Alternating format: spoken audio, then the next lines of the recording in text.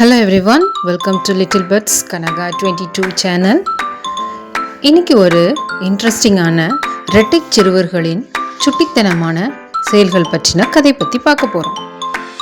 Okay, ஒரு அழகான வீட்டில் இரட்டை குழந்தைகள் வருண் மற்றும் தாரா.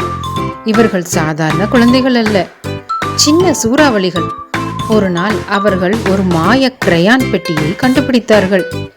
வருண் தரையில் அழகாக கார் வரைந்தான். அது உண்மையிலேயே ஓட ஆரம்பித்தது.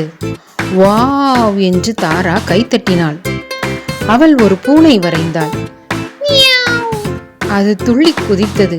இருவரும் மகிழ்ச்சியில் சிரித்துக்கொண்டே எல்லாம் வரைந்தார்கள். பலூன், கேக், பறவைகள். வீடு முழுக்க மாயம்.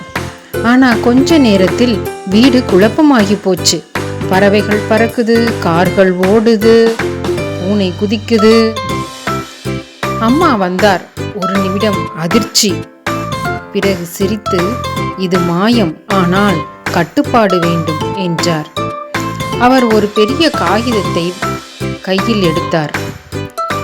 இங்க மட்டும் வரைங்க, அப்போ மாயம் நல்லா இருக்கும் என்று சொன்னார்.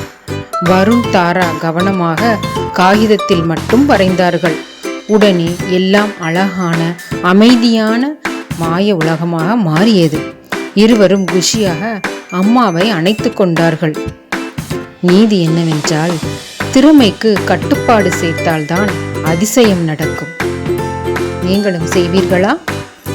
நன்றி. Have a nice day.